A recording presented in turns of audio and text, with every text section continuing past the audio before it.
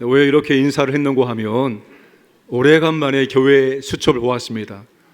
교회 수첩에 수많은 얼굴 보면서 사진이 잘 나왔네 못 나왔네 따지지 마시고 예수님의 얼굴 보시고 축복하며 기도해 주시기를 바랍니다. 성품은 교회만의 주제가 아니라 우리 사회 전체의 주제이기도 합니다. 몇 해 전부터 우리 사회가 성품을 말하였고 성품을 거듭 강조하고 있습니다. 우리 사회가 왜 이렇게 성품을 강조하게 되었을까요? 우리 사회는 오랫동안 실력과 능력 위주의 사회였습니다. 인성을 가르쳐야 될 학교에서도 인성 과목은 국영수에 밀려 별로 중요하지 않은 과목이 된 지 오래되었습니다. 그런데 그 결과 곳곳에서 부작용이 나타나기 시작했습니다. 묻지마 폭력과 묻지마 살인이 가장 큰 부작용입니다. 분노를 조절하지 못하고 폭력과 살인으로 충동적으로 표현하는 사람들이 늘고 있습니다. 무엇보다도 우리의 미래 세대, 우리의 다음 세대인 청소년들과 청년들의 내면이 병들고 있다는 것입니다. 국민일보 쿠키뉴스에서 속 앓는 20대라는 주제로 4번의 기사를 올렸습니다. 그 4번의 기사 가운데 첫 번째 기사가 정신병원 찾는 청년들이 늘고 있다 였습니다. 최근 5년 우울증 환자 수를 살펴보니 20대 청년들이 가장 많았습니다. 2017년과 2021년도를 비교했을 때 7만 8천 명에서 17만 7천 명으로 127.1%가 증가했습니다. 10대에서부터 80대까지 모든 대상에서 청년들이 제일 높았습니다. 됐습니다. 특별한 말이 없으면 3초가 지나면 자막을 들어가면 좋겠습니다. 이 밝은 얼굴을 보여드려야 되는데 밝은 얼굴을 못 보여드려서 우울증, 불안증, 강박증 등 마음의 병을 호소하며 정신병원을 찾고 있는 청년들이 늘고 있다는 것입니다. 여러분, 서울 이 시내의 청년들 가운데에서 은둔형 외톨이가 4.5%입니다. 은둔형 외톨이, 집에 들어가서 절대로 나오지 않는 것입니다. 집에 들어가서 모든 관계를 끊어버리고 게임을 하고 SNS를 하고 이렇게 살고 있는 청년들이 무려 4.5%에 해당됩니다. 마음의 병을 치료하기 위해서는 인간의 내면의 문제를 다루어야 됩니다.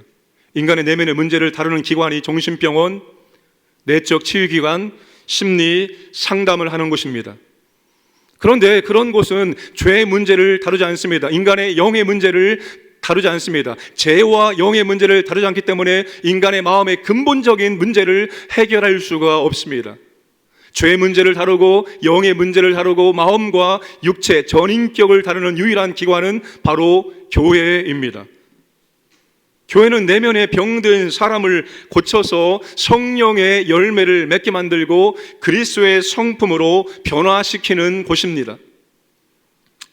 사랑하는 여러분, 지식 중심의 세상 교육으로는 성품을 변화시킬 수 없습니다. 공부를 많이 한다고 해서 여러 가지 많은 박사학위를 받는다고 해서 그 사람의 인격과 성품도 그렇게 멋있게 변화되는 것은 절대로 아닙니다. 죄와 영의 문제를 배제한 내적 치유와 심리 상담으로 성품을 변화시킬 수 없습니다. 언제나 최고의 지성인들이 부패와 부정에 연루되어 있습니다. 과거에서부터 지금까지도 최고의 지성인들이 항상 최악의 범죄를 범하게 되고 있습니다. 세상 교육의 인성과 성품을 변화시킬 수 없다는 것을 보여줍니다.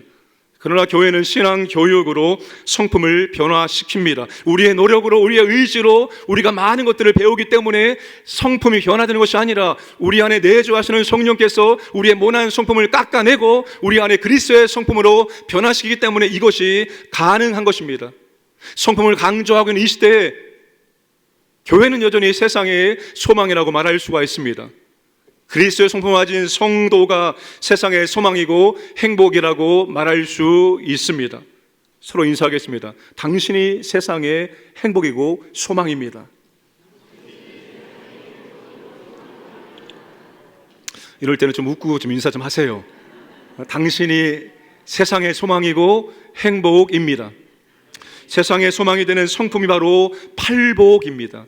오늘은 팔복의 세 번째 주인공을 살펴보겠습니다. 팔복의 세 번째 복은 바로 온유한 사람입니다. 5절 말씀을 함께 읽겠습니다. 온유한 자는 복이 있나니 그들이 땅을 기업으로 받을 것이며. 첫 번째 온유, 일반적인 의미입니다. 우리가 종종 저 사람 참 온유하다라고 말할 때가 있습니다. 우리가 저 사람 참 온유하다고 말할 때는 그 온유에 대한 이미지가 이런 것입니다. 양처럼 온순한 사람, 천성적으로 순한 사람, 거칠지 않고 부드러운 사람입니다. 1세기 헬라 그리스 사람들이 생각하는 온유한 사람이 있습니다. 5절에 온으로 번역된 헬라어는 프라우스라는 단어입니다. 이 프라우스라는 단어를 대부분의 영어 성경은 미크, 온순한, 유순한이라고 번역했고 또한 젠틀이라고 번역을 했습니다. 이 프라우스는 야생 동물이 유순하게 잘 길들여진 상태를 말할 때 많이 사용이 됩니다. 천방지축 이 야생마를 훈련을 시켜서 길을 들여서 주인이 쓰기에 알맞게 되었을 때 온유하다라고 말합니다. 유명한 헬라 철학자에 썼던 아리스토텔레스는 그의 윤리학 저서에서 온유한 사람을 이렇게 정의합니다. 함께 읽겠습니다. 온유한 사람은 분노에 있어서 중용을 취할 줄 아는 사람이다. 정당한 대상을 향해서 정당한 정도로, 정당한 때에, 정당한 목적으로, 정당한 방법으로 화를 낼 줄 아는 사람이다. 대인관계에서 자신의 감정을 적절하게 조절하고 표현하는 사람이 바로 온유한 사람이라는 거예요. 특별히 우리가 정말 화를 낼 상황에서 그냥 있는 대로 화를 내지 아니하고 그 화가 다른 사람에게 상처가 되지 않을 정도로 적절하게 분과 화와 마음을 조절해서 표현하는 사람이 온유한 사람이라고 말하고 있습니다. 이게 일반적인 정의의 온유한 사람입니다. 온유한 사람 일반적인 정의는 훈련을 통해서 자기의 분과 화를 적절히 조절해서 표현을 하는 것입니다. 따뜻하고 부드럽게 대하는 것입니다. 그런데 성경에서 말하는 온유는 감정을 절제하고 조절해서 적절하게 분과 화를 표현하는 것이 아닙니다. 착하고 선하고 그리고 순하고 부드러운 것을 말하는 것이 아닙니다. 물론 온유 안에 그런 의미도 포함되어 있습니다. 온유는 폭행과 폭언과 정반대이기 때문입니다. 하지만 이것은 일반적인 온유에 대한 정의이지 성경적인 온유의 정의가 아닙니다. 팔복의 모든 성품들은 우리가 태어날 때 천성적으로 가지고 태어나는 것도 아닙니다. 이 팔복의 모든 성품은 우리가 후천적으로 받게 되어지는 성품입니다. 우리가 그리스도를 영접함으로 말미암아서 우리 안에 후천적으로 만들어지는 길러지는 성품이 바로 모든 팔복의 성품입니다. 자, 그러면 두 번째 온유의 성경적인 정의입니다. 구약 성경에서 말하는 온유한 사람입니다. 구약에서 온유는 히브리어 아나우라는 단어로 번역을 했습니다. 옛날 성경, 개역 성경에서는 이 아나우라는 단어를 겸손한, 낮은, 온유한 등으로 번역을 했습니다. 영어 성경도 미크 혹은 험블이라고 번역을 했습니다. 자, 온유는 자기를 과장하거나 교만하지 않는 겸손함을 의미합니다. 온유는 불의한 일들을 당했을 때 우리가 비슷하게 반응하거나 공격적으로 보복하지 않는 것을 의미합니다. 온유는 불평과 불만과 분노할 수 있는 상황에서 똑같이 그렇게 행동하지 아니하고 그 상황을 그대로 받아들이고 참고 기다리며 하나님께 맡겨드리는 것을 의미합니다. 자, 이 온유의 성경적인 의미와 맞게 믿음의 삶을 살았던 사람 세 사람을 살펴보도록 하겠습니다. 우리가 구약 성경에서 온유하면 떠오르는 대표적인 사람이 있습니다. 그 사람이 누구입니까? 누구입니까? 누구예요? 제 얼굴 바라보지 마시고 누구입니까? 저 아니에요? 모세입니다. 모세. 민수기 12장 3절 말씀을 함께 읽겠습니다. 이 사람 모세는 온유함이 지면의 모든 사람보다 더하더라. 모세는 모든 사람들 가운데 온유의 표본입니다. 그런데 하나님께서 이것을 어떤 상황 속에서 하셨느냐가 더 중요한 것입니다. 모세가 구수 여자를 취했을 때 아론과 미리암이 비방했습니다. 뿐만 아니라 모세의 리더십에 도전을 하였습니다. 그때 모세가 어떤 반응을 보였을까요? 그때 모세가 아무런 반응을 보이지 않았다는 것입니다. 그저 하나님의 처분에 모든 것을 맡겨드렸습니다. 바로 그때 하나님께서 모세를 향하여서 너는 지면의 모든 사람들보다도 더 온유한 사람이라고 말하였습니다. 여러분, 우리가 모세와 같은 상황에 처하게 되어지면 자연스럽게 나오는 반응이 어떤 반응이겠습니까? 잘못을 했음에도 불구하고 잘못했다고 인정하지 않고 변명하거나 정당화를 시킵니다. 여러분, 정치인들 가운데에서 내가 잘못했습니다, 내가 실수했습니다, 처음부터 그렇게 잘못을 시인하는 사람을 한 번이라도 보셨습니까? 끝까지 오리발을 내밀고 끝까지 부인하고 모든 증거들이 나왔을 때 어쩔 수 없이 받아들이는 경우가 대부분입니다. 권위에 도전한 아론과 미리암에 대해서 화를 내고 처벌을 하는 것이 너무나도 정상적이고 자연스러운 반응입니다. 그런데 모세가 그렇게 반응하지 않았다는 사실입니다. 다른 사람들의 비난과 불평에 맞대응하지 않고 하나님의 손에 맡기면서 전적으로 하나님의 처분을 기다릴 줄 아는 사람이 바로 온유한 사람입니다. 여러분, 내가 정말로 온유한 사람인지 아닌지 확인할 수 있습니다. 어떤 사람이 나를 비방하고 내가 잘못되었다고 말할 때 내가 거기에 맞서느냐, 너는 얼마나 잘났냐, 이렇게 나오는 순간 그 사람은 온유한 사람이 아닌 것입니다. 온유한 사람은 나를 비방할 때, 나의 권위에 도전할 때 반응하지 않는 것입니다. 맞대응하지 않는 것입니다. 자격을 의논할 때 너는 얼마나 잘났느냐, 너도 자격 미달이라고 따지지 않는 거예요. 그 상황을 받아들이고 모든 상황을 하나님께 맡겨드리며 그냥 하나님의 처분을 기다릴 줄 아는 사람이 온유한 사람이라고 말할 수가 있습니다. 두 번째, 이삭입니다. 창세기 26장을 보시면 이삭이 블레셋 지역에 있는 그랄에 거주할 때 큰 흉년이 들었습니다. 자막 잘 들으세요. 아직 아닙니다. 정신 바짝 차리세요. 여러분, 그랄 땅에 큰 흉년이 들었다는 것은 먹고 살기가 막막했다는 거예요.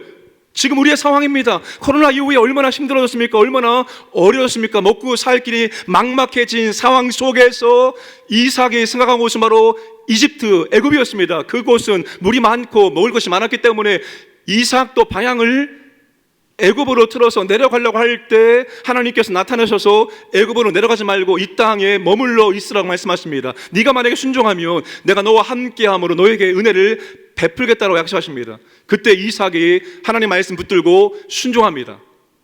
그 땅에서 농사를 지었을 때 하나님께서 복을 주셔서 100배의 수출을 얻었습니다.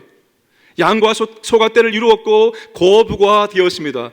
굴러 들어온 돌이 거부가 되니까 그 지역에 살고 있었던 블레셋 사람들이 시기하였고 우물을 흙으로 메우고 그 지역을 떠나라고 했습니다. 그때 이삭이 맞붙어서 싸우지 아니하고 그대로 모든 것을 놓고 옮깁니다. 다시 그랄 골짜기로 내려가서 우물을 팠습니다. 그랬더니만 이번에도 그랄의 목자들이 이삭의 목자와 다투어서 이 우물이 우리 것이라고 말합니다. 이삭이 다시 내려놓고 다시 옮기고 다시 우물을 팝니다. 또 시비를 겁니다. 또 옮깁니다. 이삭이 네 번째 우물을 판 다음에 그 우물의 이름을 르호봇이라고 불렀습니다. 창세기 26장 22절 함께 읽겠습니다. 이제는 여호와께서 우리를 위하여 넓게 하셨으니 이 땅에서 우리가 번성하리로다 하였더라.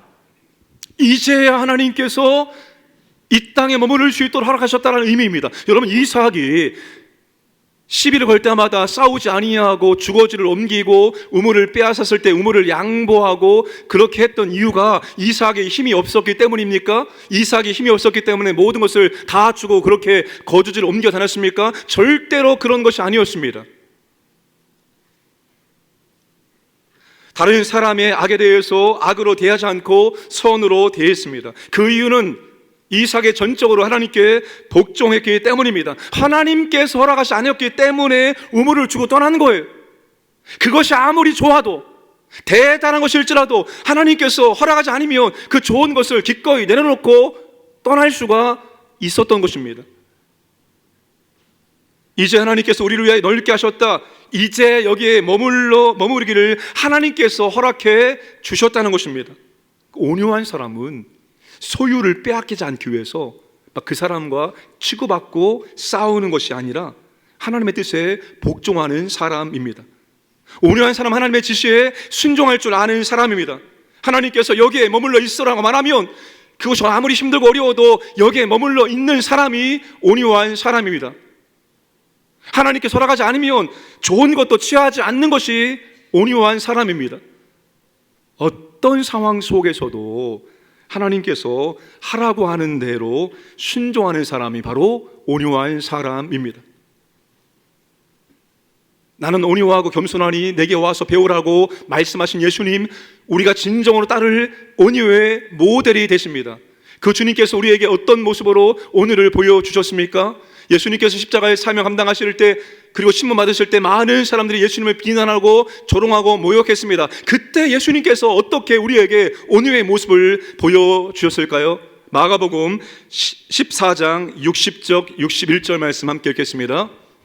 대제사장이 가운데 일어서서 예수에게 물어 이르되 너는 아무 대답도 없느냐? 이 사람들이 너를 치는 증거가 어떠하냐 하되 침묵하고 아무 대답도 아니하시거늘. 이사야 53장 7절 말씀입니다. 그가 곤욕을 당하여 괴로울 때에도 그의 입을 열지 아니하였음이며 마치 도수장으로 끌려가는 어린 양과 털 깎는 자 앞에서 잠잠한 양같이 그의 입을 열지 아니하였도다.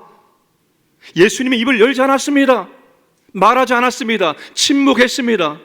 비방과 조롱과 모욕이 있는 상황 속에서 주님께서 아무런 말지 아니하고 사람 앞에서 침묵하고 오직 예수님께서는 하나님 앞에 말할 뿐이었습니다. 이게 바로 온유한 사람의 모습입니다. 하나님께서 내게 맡겨주신 직분과 사명이라면 누가 비난하고 누가 뭐라고 할지라도 나는 묵묵히 그 사명을 감당하는 사람이 온유한 사람이라고 말할 수가 있습니다. 이 세 가지 경우를 정리하면 이렇습니다. 온유라는 성품은 평범한 일상적인 상황 속에서 내 삶에 아무런 문제가 없고 내 삶이 고요하고 평온한 가운데 나타나는 성품이 아닙니다. 한결같이 온유의 성품은 우리의 감정을 뒤집어 엎는, 우리의 평안함을 깨어뜨릴 수밖에 없는 그런 상황 속에서 발휘되는 게 바로 온유입니다. 모세처럼 비난과 비방과 권위의 도전을 받는 상황 속에서, 이삭처럼 시기와 질투로 내가 수고해서 소유한 것을 빼앗아가는 상황 속에서, 예수님처럼 사명을 감당하는 중에 모멸과 조롱과 해를 입는 상황 속에서 발휘되는 것이 바로 온유한 성품입니다. 그런 상황에서 불평하지 않고 싸우지 않고 겸손히 그 상황을 그대로 있는 그대로 받아들일 수 있는 성품이 온유입니다.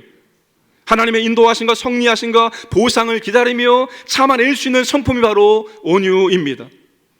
한마디로 온유한 사람은 모든 상황 속에서 하나님의 인도와 섭리를 확신하며 지금 이 상황이, 지금 이 사건이, 지금 이 모든 것들이 하나님의 섭리와 인도하심 속에서 주어진 것임을 확신하며 자기 뜻대로 고집 부리지 않고 하나님의 뜻대로 고분고분 순종하는 사람입니다.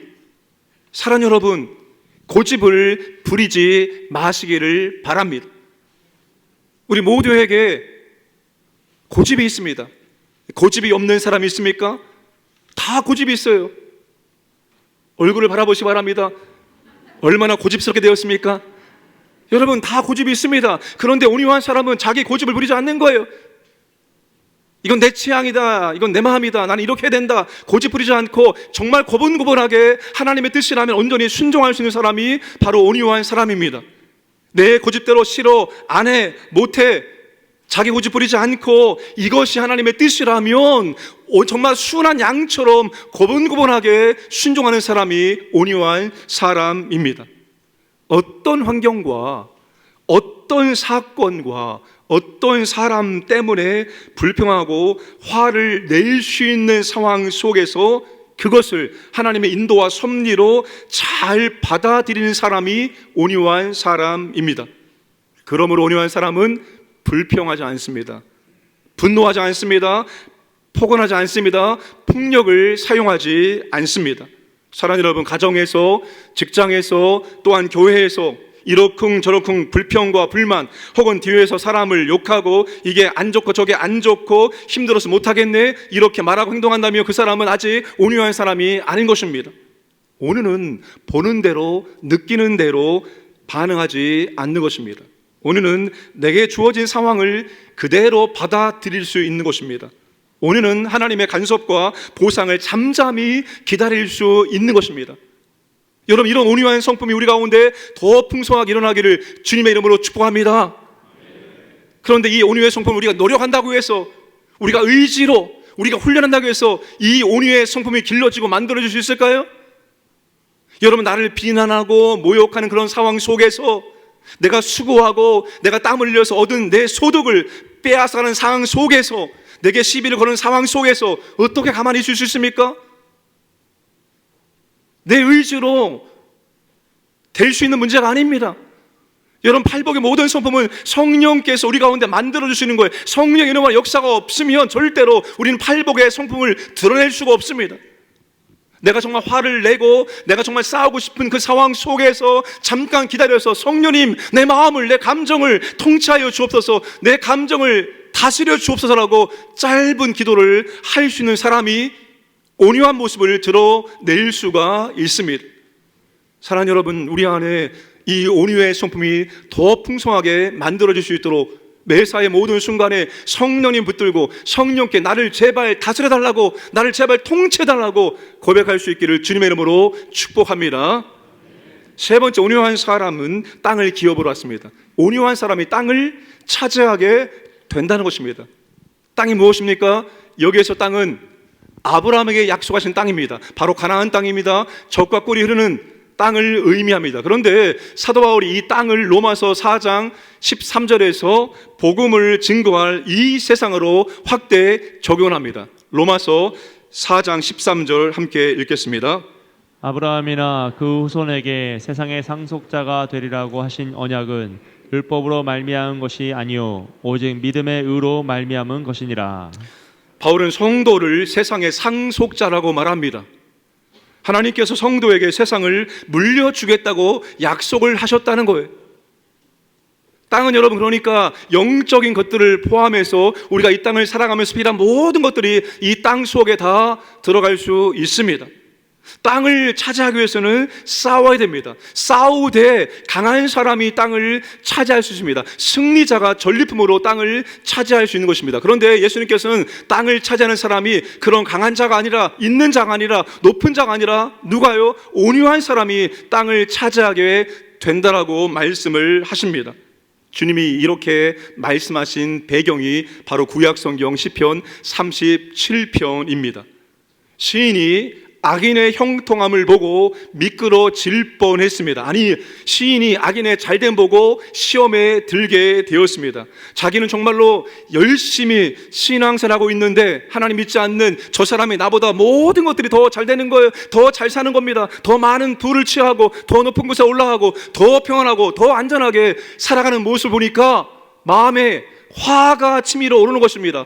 불평이 입에서 나올 때 하나님께서 그 시인에게 이렇게 말씀하십니다. 시편 37편 10절과 11절 말씀을 함께 읽겠습니다.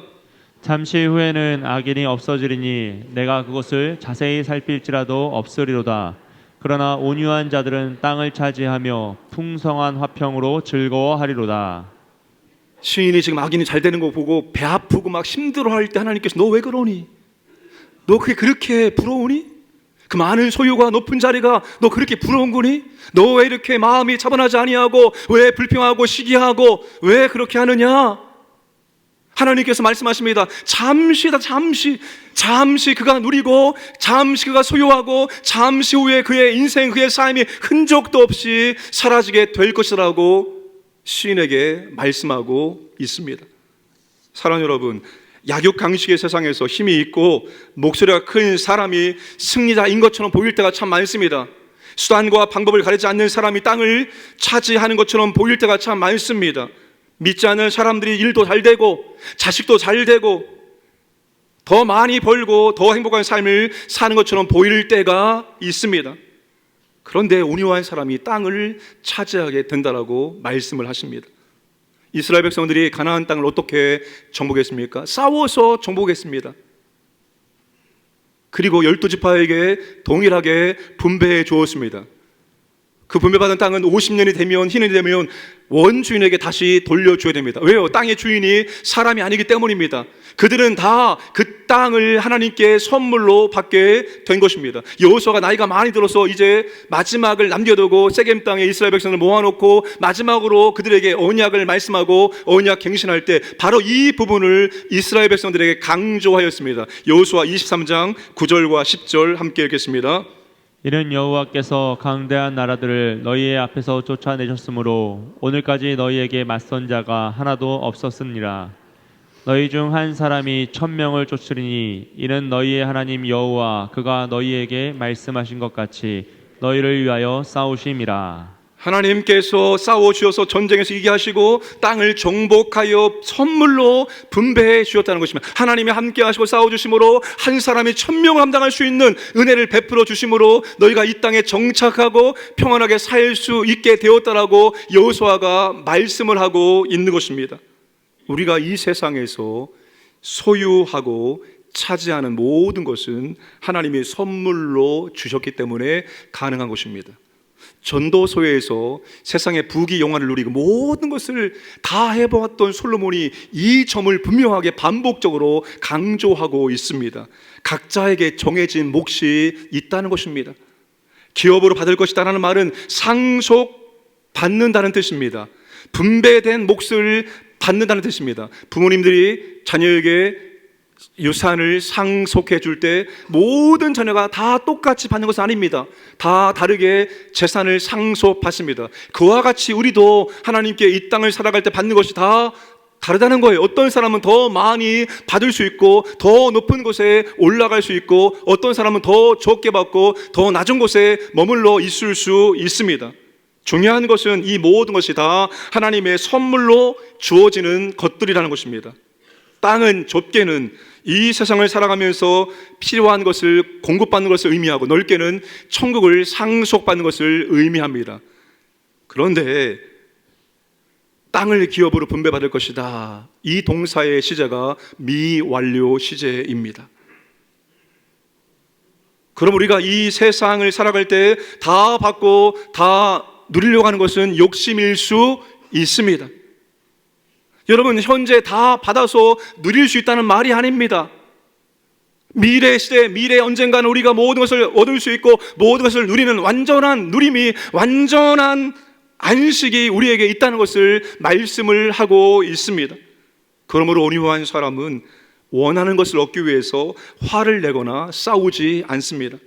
하나님을 바라보며 묵묵히 기다리게 되어집니다.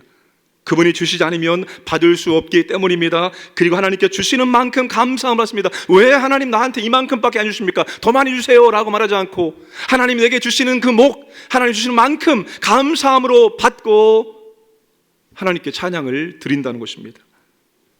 사랑하는 여러분, 우리가 진실로 온유한 사람 되기를 주님의 이름으로 축복합니다.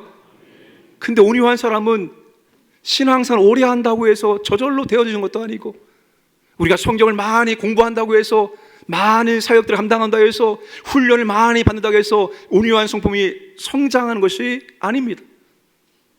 팔복의 모든 성품은 앞에 있는 성품을 통과할 때 그 다음에 성품이 만들어지게 된다는 것입니다.